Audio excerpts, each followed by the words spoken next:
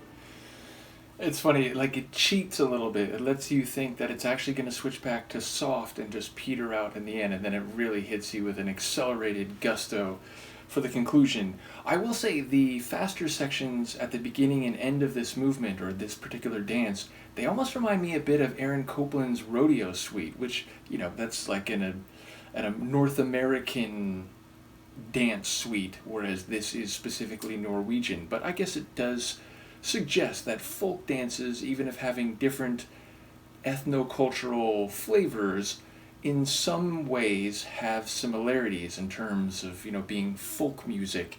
Nevertheless, I do enjoy the faster parts of this one especially, and they're actually the opening and closing section with more energy and power, as I was saying. They have a slightly brighter sound than I was recalling, so either way, I think it's a lovely end to a short suite, only 4 parts, but definitely one that has stood out. And as I said, despite that little detail about the brightness of this final dance, I recalled more of this going through it than I expected to, so that was a nice little detail from the Sleeping Luca and I. Let me know what you think of this piece or this suite, and I will see you for the next one. Peace.